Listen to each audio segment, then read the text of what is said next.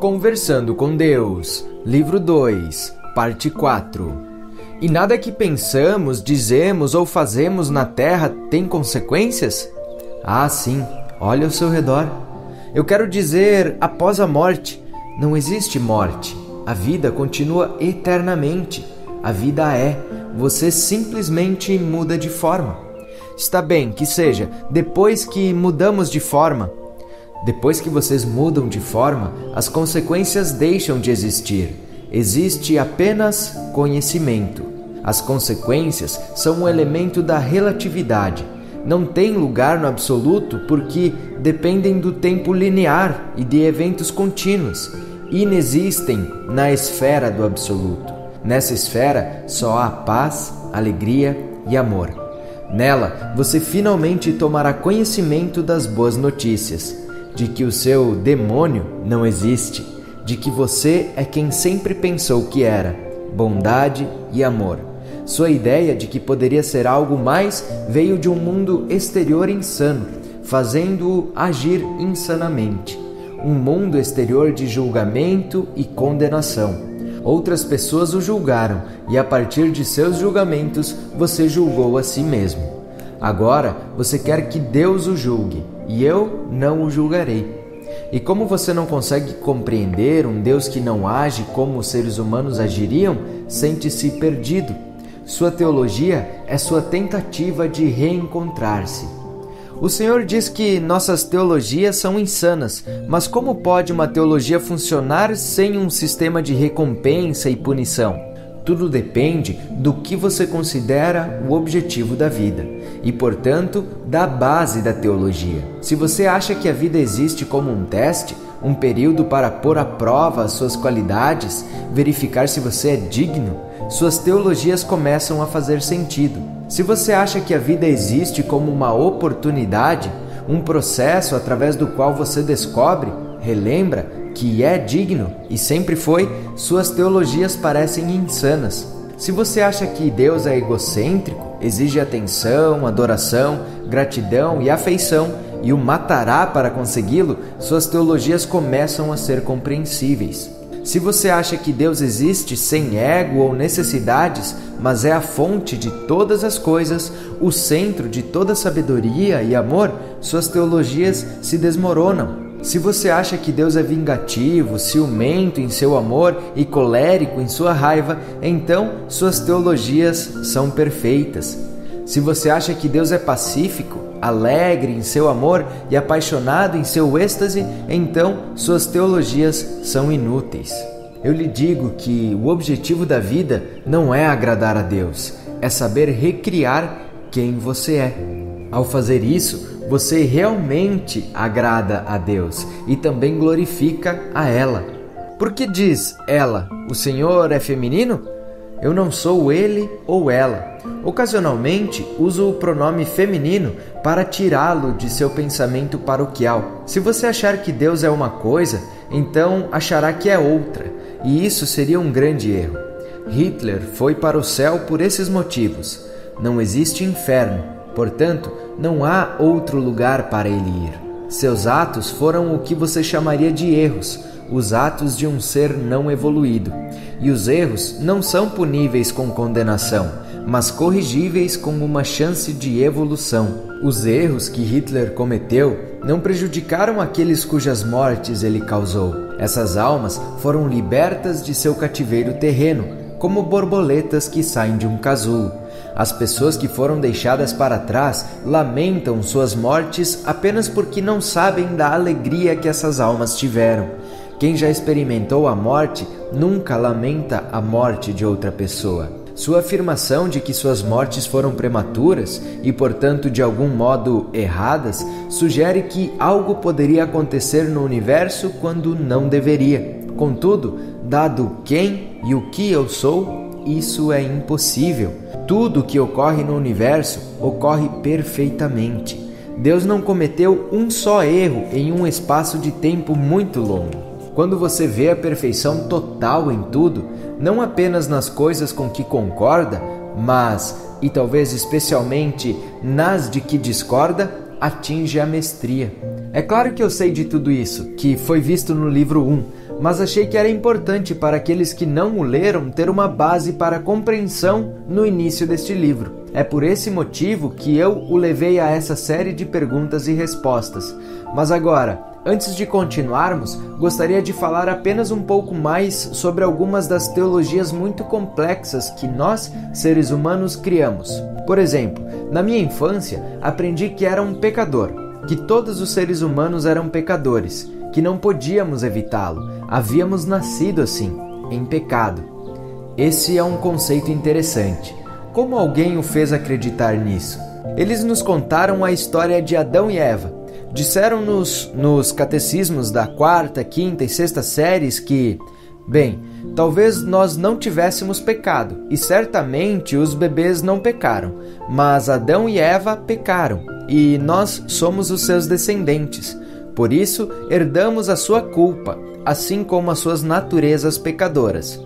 Veja bem, Adão e Eva comeram do fruto proibido, partilharam o conhecimento do bem e do mal, e, portanto, condenaram todos os seus herdeiros e descendentes à separação de Deus no nascimento. Todos nós nascemos com esse pecado original em nossas almas. Todos somos culpados.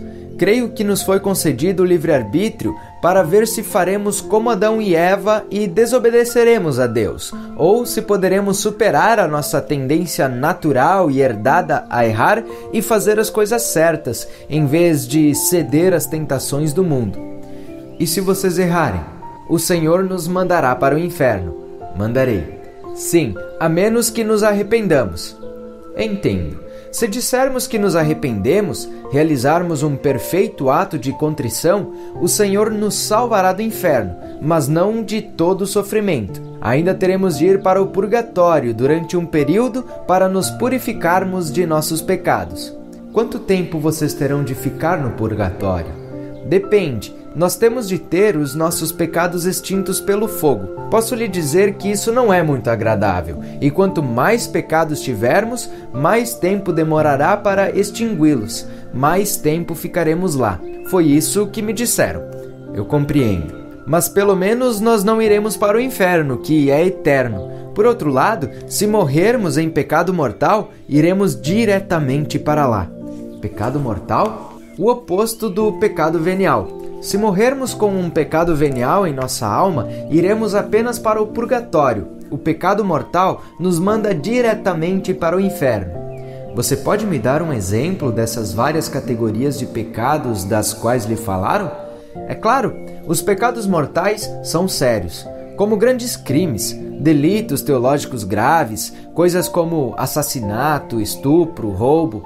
Os pecados veniais são um pouco menos importantes, delitos teológicos leves. Um pecado venial seria faltar à missa em um domingo, ou, antigamente, comer carne em uma sexta-feira. Espere um minuto. Esse seu Deus o mandaria para o purgatório se você comesse carne em uma sexta-feira?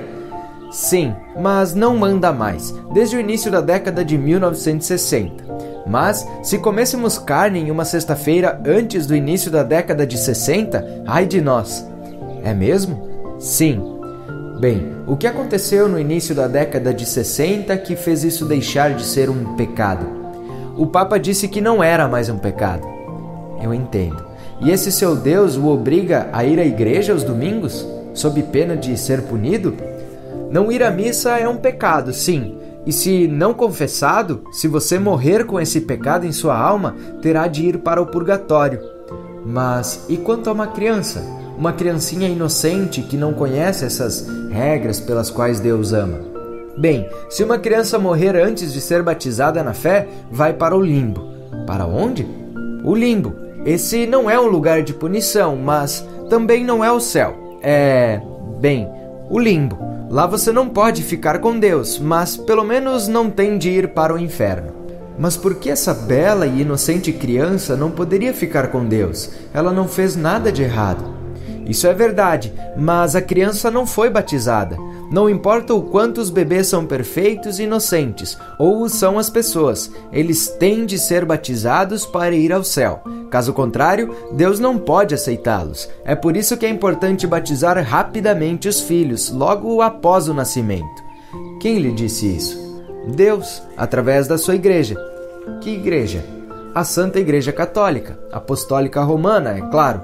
Essa é a Igreja de Deus. De fato, se você é católico e frequenta outra igreja, isso também é um pecado.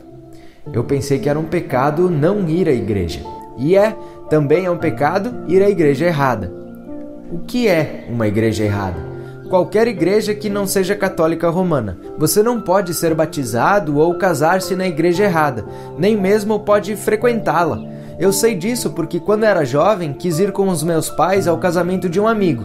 Na verdade, fui convidado a conduzir os convidados aos seus lugares, mas as freiras me disseram que não deveria aceitar o convite porque aquela era a igreja errada.